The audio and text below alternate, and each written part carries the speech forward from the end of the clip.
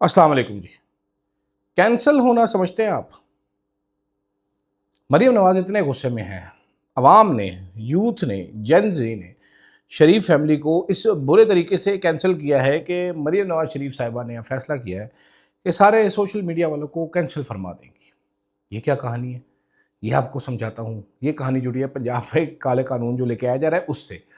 साथ साथ तहरीक इंसाफ का नोहा पढ़ेंगे ज़रा। तहरीक इंसाफ अंदरूनी लड़ाइयों में इस गलीज़ तरीके से मसरूफ़ है कि जो लॉलीपॉप सामने खड़े हैं, जो फुल टॉसें आ रही हैं, जिन पे छक्के मारे जा सकते हैं, वो भी अपने नाजुक अज़ा पे खा के रिटायर्ड हर्ट होती चली जा रही। समझ नहीं आ रही क्या वजूहात हैं।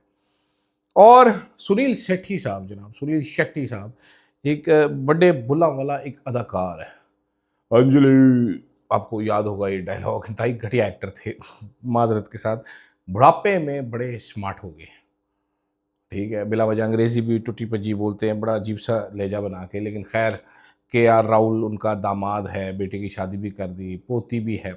वो पोती मोदी साहब की पूजा करती है। ये जनाब सुनील शेट्टी साहब का इंकशाफ है। तो इस पर भी बात करेंगे। ये चापलूसी कल्चर जो है ये हर जगह पे होता है, ये को पहली बार इधर नहीं हो रहा। ये बड़े ममालिक में होता रहता है। हमारे मुल्क में भी बहुत ज़्यादा है। हम तो अजीबो-गरीब हरकतें करते हैं, जहाँ भी बादशाह सलामत होते हैं वो इस तरह की हरकत ज़रूर करता है। इन सभी चीज़ों पर बात करूँगा, आपको मज़ा आएगा। डिटेल में ये जो काला खट्टा कानून बनाया गया है, डिटेल में आपको समझाऊँगा। ये वीडियो एंड तक देखिएगा, कमेंट ज़रूर कीजिएगा। अदील राजा, सच की आवाज हर। मैं हूं अदील राजा, आप देख रहे हैं मेरा यूट्यूब चैनल। सबसे पहले सब्सक्राइब जरूर करना है आपने। सब्सक्राइब करने के साथ साथ अगर आपको वीडियो पसंद आए, मुझे सपोर्ट करना चाहते हैं, वीडियो शेयर करें, लाइक करें, कमेंट करें। मेंबरशिप ले सकते हैं आप, सुपर थैंक्स भेज सकते हैं मुझे अगर आप मेरे इंडिपेंडेंट जर्नलिज्म को सपोर्ट करना चाहते हैं। जनाबे वाला, पंजाब ने एक कानून बनाया है। कानून का नाम है बनाना बिल लेके आए, the Punjab control of habitual offenders and anti social behaviour bill 2026। Point by point मैं आपको बताता हूं कि ये बिल करता क्या है। ये एक एक्सट्रीमली ब्रॉड डेफिनेशन बनाता है एंटी सोशल बिहेवियर की। अब मिसाल के तौर पे ये 23 कैटेगरीज इन्होंने बनाई है इस बिल में। 23 कैटेगरीज जिन पे एक्शन हो सकता है। पहला है ऑर्गेनाइज्ड क्राइम, बड़ी बुरी चीज़ है, गैंग्स। दूसरा है ड्रग ट्रैफिकिंग, तोबा। तीसरा है एक्सटॉर्शन, अस्तगफिरुल्लाह। चौथा है लैंड ग्रैबिंग, अल्लाह अकबर। पांचवा है सबसे भयंकर पब्लिक डिसऑर्डर। हे भगवान, यानी कि जलसे जुलूस, रास्ते बंद, एहतजाज, ओहो भयानक भयानक भयंकर, भौकाल आ जाएगा। उसके बाद है जी एब्यूजिव लैंग्वेज, हे काली माता। उसके बाद है एनॉइंग पीपल इन पब्लिक। अब उसके बाद है स्प्रेडिंग मिस इन्फॉर्मेशन ऑनलाइन। फिर है क्रूल्टी टू एनिमल्स और एंड में है वेरियस अदर ऑफेंसेस। अब एनॉइंग पीपल इन पब्लिक और ऑर्गेनाइज क्राइम या ड्रग ट्रैफिकिंग ये एक ही सफ में ये डाले हुए हैं। ये जिस भी अक्लमंद ने ये बिल बनाया है उसके ऊपर सबसे पहले तो उसके ऊपर ही मुकदमा दर्ज होना चाहिए, उसका ज़हनी टेस्ट भी होना चाहिए। जनाबे वाला वेग टर्म्स है। मतलब एनॉइंग क्या होता है? एनॉइंग पीपल इन पब्लिक क्या होगा? अगर एक बंदा गुजरा, एक बंदे ने ऊंचे ऊंचे डकार मार ली, मेरे लिए बड़ा एनॉइंग होगा अगर एक बंदा मेरे पास से गुजर के गैस खारिज कर दे, जिसको पादना कहते हैं, वो पदोड़ा हो कोई, वो पाद दे, तो ये एनॉइंग पीपल इन पब्लिक हो जाएगा। बड़ा मतलब ऑब्सीन एक्ट क्या हो जाएगा जनाबे वाला। ठीक है। उसके बाद मिस इन्फॉर्मेशन कौन डिसाइड करेगा? ये मिस इन्फॉर्मेशन है, ये डिस इन्फॉर्मेशन है, ये कौन डिसाइड करेगा? कोई डेफिनेशन नहीं है। उसके बाद इतनी वेग टर्म्स हैं। उसके बाद हुकूमत खुद बैठ के ये डिसाइड करेगी। मुझे तो ये समझ नहीं आ रहा ना, वेरियस अदर ऑफेंसेस क्या है? अदील राजा साहब ने दांतों में से फंसी हुई बोटी निकाली है, बड़ा बड़ा ऑफेंस हो गया। अच्छा, उसके बाद इसमें मजीद ऑफेंसेस ऐड किए जा सकेंगे। ऑफेंसेस कौन ऐड करेगा? District intelligence committee. अब ये मुझे नहीं पता कोई लीगल चीज़ है कि नई चीज़ है। डिस्ट्रिक्ट इंटेलिजेंस कमेटी अपेरेंटली ये एक कमेटी है जो कि डिस्ट्रिक्ट में इंटेलिजेंस पता नहीं क्या करती है। I have no idea. मैं आपको एक वाकया सुनाता हूँ, बड़ा मज़ेदार सा। एक साहब आए, उन्होंने अपना तारुफ कराया कि वो पाकिस्तान की एक बहुत बड़ी प्रीमियर इंटेलिजेंस एजेंसी से हैं। और गपशप हुई, वो बड़े अच्छे आदमी थे, उनसे दोस्ती भी हो गई। वो अरशद साहब के पास आया करते थे कभी कभार, महीने में एक आधी दफ़ा गपशप लगाने के लिए। मेरे साथ भी गपशप लग जाती थी। तो एक दफ़ा पता नहीं बैठ के, मैं आज से कोई आपको 15 एक साल पुरानी कहानी सुना रहा हूँ, क्या कहानी वो बेच रहे थे, क्या सुना रहे थे। तो मैंने उनको कहा, मैंने कहा सर मेरी एक थ्योरी है, अगर आप बुरा ना माने और सुन लें, आप बुरा मान भी जाएंगे तो मेरा क्या पट लेंगे, लेकिन सुन लें। उन्होंने सुनने पे वो आए, मैंने कहा जी आप आते हैं, आपके साथ आपके दोस्त भी 3-4 आ जाते हैं। मैंने कहा आप सारे इंटेलिजेंस के अफसरान हैं, इस्लामाबाद के बड़े बड़े थंब हैं, आप सारे इस्लामाबाद के इंटेलिजेंस अफसरान हैं। मेरा मानना यह है कि पाकिस्तान को इंटेलिजेंट अफसरान की ज़रूरत है, इंटेलिजेंस अफसरान की ज़रूरत नहीं है। ये पाकिस्तान का जो हाल हुआ है ये इंटेलिजेंस अफसरान की वजह से हुआ है। We need intelligent officer. बड़ा हंसते थे वो साहब, वो आज भी ज़िंदा सलामत मौजूद हैं। और अब वो इतने इंटेलिजेंस नहीं रहे, तो वो क्योंकि बाद में उनको अंदाज़ा हुआ कि इंटेलिजेंट होना ज़्यादा बेहतर है। तो जनाब बंदे, वो कमेटी जो है ना, एग्जीक्यूटिव डिसाइड करेगा कि जी कौन कौन इसमें किधर जाता है। अब डिस्ट्रिक्ट इंटेलिजेंस कमेटी में है कि इंटेलिजेंस एजेंसी है, पुलिस है और डिस्ट्रिक्ट एडमिनिस्ट्रेशन है। सुबहान अल्लाह, इन सब के किरदार पे इतने बड़े बड़े सवालिया निशान है जो सारे के सारे ये डिसीजन मेकर बने। उसके बाद मज़ेदार है, बिल क्या कहता है कि जी person can reportedly be declared a habitual offender if there is credible evidence, multiple arrest, police के चलान, रिपीटेड एक्यूजिशंस, यानी कन्विक्शन नहीं है चाहिए। रिपीटेड बार बार कोई इल्ज़ाम लगा रहा है, मैं बार बार अपने हमसाए पे इल्ज़ाम लगा रहा हूँ, सर ये बड़ा एनॉय करता है, ये बड़ा एनॉय करता है, 4 दफ़ा इल्ज़ाम लगा, उन्होंने कहा बस कोई मसला नहीं, मैं पुलिस वाले नू दे देते पैसे तो मैं 3-4 चलान कराते, उन्होंने कहा बस चौधरी रुक जाए थे, गल ही हो गई। क्रेडिबल एविडेंस उनकी शायद दिया, I have no idea what is credible evidence. Multiple arrest हो गए। मैं अगर अपने हक के लिए बहस करता हूँ और मुझे अरेस्ट कर लेती है आगे पुलिस, तो मल्टीपल अरेस्ट होंगे तो मैं हैबिचुअल हो जाऊँगा। ठीक है, ट्रेडिशनल क्रिमिनल लॉ जो है ना, कि गिल्ट जो है वो जुडिशियल प्रोसेस से इस्टेब्लिश होता है। यहाँ पर गिल्ट जो है वो डिस्ट्रिक्ट इंटेलिजेंस कमेटी एडजस्ट करेगी। फिर इलेक्ट्रॉनिक टैगिंग कर सकती है गवर्नमेंट 3 महीने के लिए, कन्विक्शन से पहले, ये याद रखें, कन्विक्शन से पहले। फिर जब हैबिचुअल आपको डिक्लेयर कर देगी, फिर आपको पुलिस के पास जाना पड़ेगा। उसके बाद आपकी एक मैसिव बायोमेट्रिक डेटाबेस बनाई जाएगी। अथॉरिटी ज़बरदस्ती आपसे फिंगरप्रिंट लेंगी, आपकी फ़ोटो लेगी, हैंड राइटिंग लेगी, बायोमेट्रिक लेगी, डीएनए भी ले लेगी और सब कुछ अपने पास रख लेगी।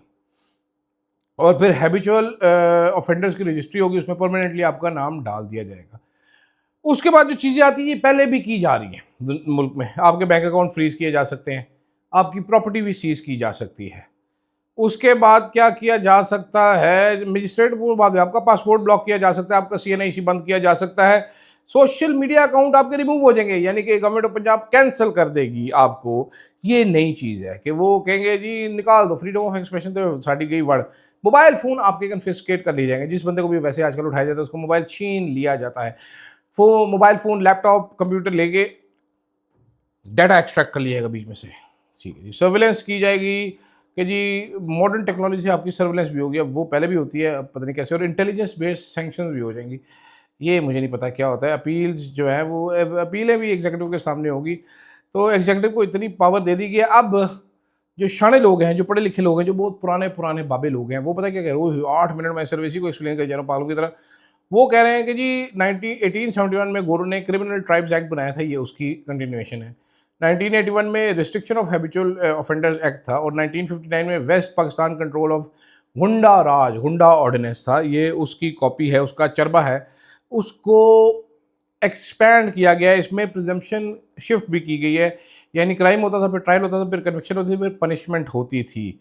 यहाँ पर शक होगा, शक के बाद एडमिनिस्ट्रेटिव डेजिग्नेशन होगी, फिर रिस्ट्रिक्शन होगी। उसके बाद में सोचेंगे कि ट्रायल करना है कि नहीं करना है, यानी कि हुकूमत जो है वो अब शक से गवर्न की जाएगी। शक करेंगे आप, एविडेंस नहीं चाहिए, शक करेंगे मेरे पे शक हो गया है, कल कलाम को किसी डिस्ट्रिक्ट इंटेलिजेंस एजेंसी को मुझे सबक सिखाना है किसी बंदे ने, क्योंकि मैं बदतमीज़ हूँ, तो वो शक करेंगे और मैं फक हो जाऊँगा। मैं कहना बड़ा कुछ चाहता हूँ लेकिन मैं नहीं कह रहा। दूसरी तरफ इस तरह के बिल आ रहे हैं, मजाक हो रहा है इस मुल्क के साथ।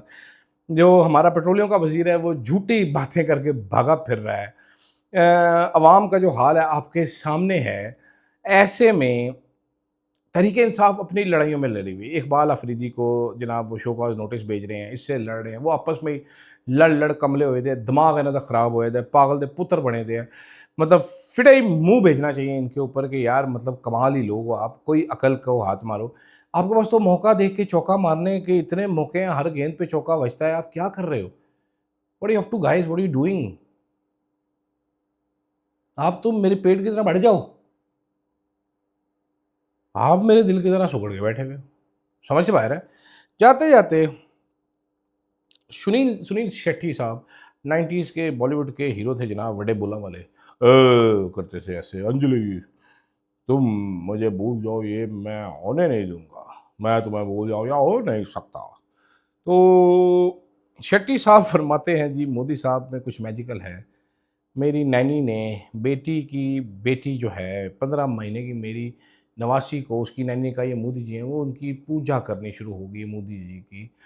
तो ये बरसगीर के लोगों की, पाकिस्तान में भी आता है टाइम, इस तरह की भोंगी तारीफ़ें करवाना फ़र्ज समझते हैं। अब सुनील शेट्टी को बंदा के तू बुढ़ा हो गया, 65-60 साल का नाना बन चुका है, तू एक्टिंग में आया है, तेरी बेटी एक्टिंग में आ गई। इसका आप फार्म हाउस देख ले सुनील शेट्टी का, आपको लगेगा कि वहाँ पर अंदर घुस के बाहर आने की ज़रूरत नहीं है।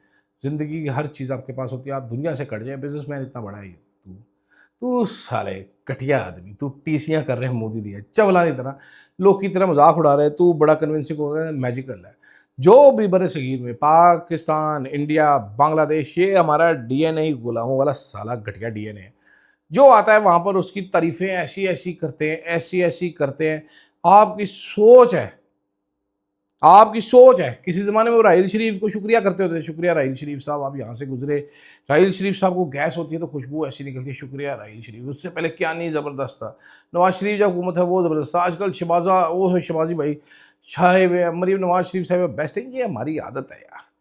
लेकिन आपको क्या ज़रूरत है ऐसे? मैं मतलब ऑनेस्टली बताऊँ, इंडिया में इस तरह के कमले बहुत ज़्यादा हैं, लेकिन वहाँ पर समय रायना है, वहाँ पर कुणाल कामरा है, ठीक है, वहाँ पर इस तरह के लोग हैं जो मतलब हुकूमत के सामने भी बोलते हैं, जो स्टुपिडिटी पे बोलते हैं, और क्या खूबसूरत बोलते हैं। हमारे यहाँ पर अनफॉर्चुनेटली कॉमेडी में बोलते नहीं है ना, सीरियस तो बोलते नहीं है, कॉमेडी में भी बोलते नहीं हो, सब अच्छा बेहतरीन है, मुझे अपनी ज़्यादा फिक्र है। हमारे यहाँ पर वो नहीं है, एक्टर नहीं है, सुनील शेट्टी नहीं है, टीसी करने के लिए सहाफ़ी करते हैं। अल्लाह माफ़ करे, ऐसी करते हैं कि आप शर्मा ही जाएं, आप दांतों के नीचे उंगलियां दबा लें, चक काट लें अपने आप को। मैं सुबह से मैं देख रहा हूँ, हर थोड़ी देर वो आ जाता है, ऐनक लगा के बैठा है, बाबा चिट्टे तेरी दाढ़ी होगी, चिट्टे तेरे वाल हो गए, होएगा तो बड़ा हीरो मोदी जी। मोदी लिद कर दी है मोदी जी ने ताड़े मुल्क में, करी जाओ तुसी गल्लां। खैर स्टूपिड पीपल, तो मुझे इजाज़त दीजिए, फीडबैक आपने ज़रूर देना है। अल्लाह हाफिज़। Yeah, truth on the mic.